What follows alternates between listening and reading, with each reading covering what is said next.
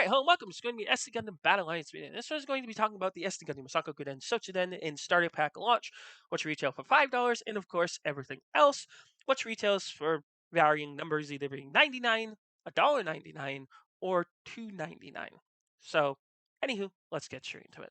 So, the SD Gundam SD Gundam World Sangoku Sotsuden Pack in the Starter Dash Pack will launch for $5, which it launched yesterday and is just the pre-order for anybody who pre-ordered the game previous to the August 25th release.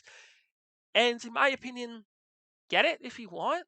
It's not really there. I mean, it's three mobile suits.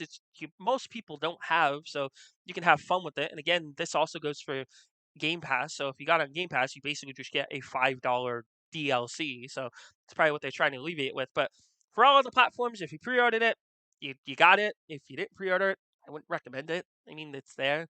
You get a 5,000 capital ticket, which is kind of paltry as you see on screen with the other packs, but we'll get to those. But in my opinion, if you want to buy this pack, have fun. If you don't, it's nothing off your back.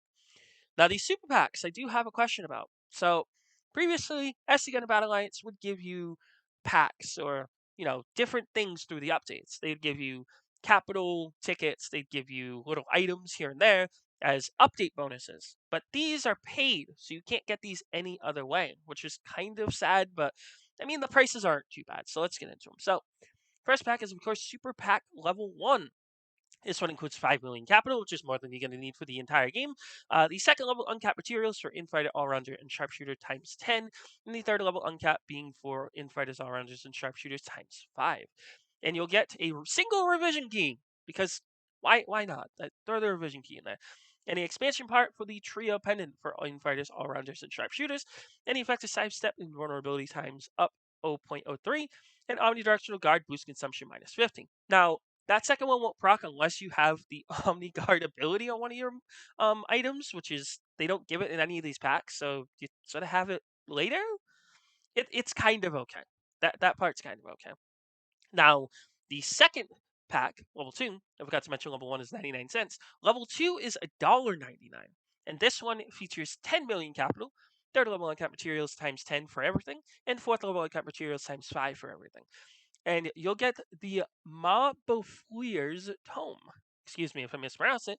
For infighters, all-rounders, and sharpshooters. The effect is all types change to beam, all barrier plus 25, and barrier cut rate minus 5%. So you'll take less from beams, you'll take barrier damage, you'll deal barrier damage plus 25, and all your types will change to beam. Now, why is this a bad part?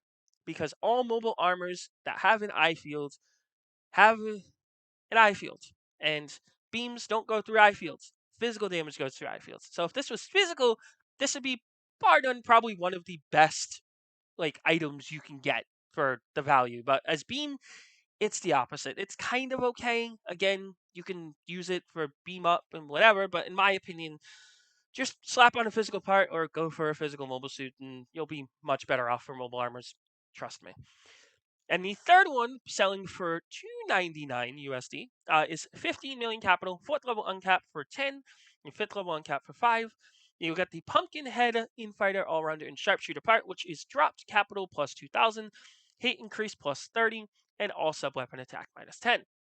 So if you want extra capital early on in the game, this is actually really good because hate doesn't really matter because, again, you'll have your two partners and maybe they'll get more of the hate than you do. And the sub-weapon attack minus 10 is kind of a detriment, but if you overlevel with the 15 million capital that they give you, I'm pretty sure you'll be fine. And the 10 race circuit, which is probably the worst part in the entire game, and I'm not sure why they're including it for the DLC, is of course HP minus 3,500, melee and ranged ability minus 1,000. You'll be at 1, most likely, if you use this at the beginning of the game. Even at the end of the game, you'll be at 1,000. So this is more of a challenge part for anybody who wants to use it. It's kind of bad, in my opinion. I don't think anybody would use this unless they want to do challenge runs, but besides that, everyone can have fun with it. But in my opinion, which pack should you purchase? Purchase the first one, and that's it. Sangoku Sotsuden pack is okay, but you don't really need it. But the Super Pack one will most likely get you through the entire game. You only need about 300,000 capital to level up a mobile suit to level 50, which is all you need. And you'll have enough materials throughout the game to get to that. The second pack is kind of okay because again, that does get you through EX missions or get you to the EX missions. But again, that capital is not enough to fully level up a mobile suit from level 80 to level 90, so you're going to need extra capital.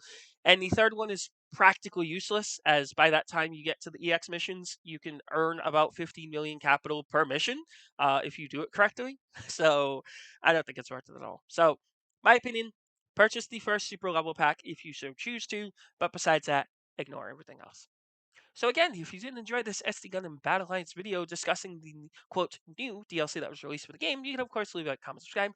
Thank you so much for watching, and I'll see you guys later. Bye bye.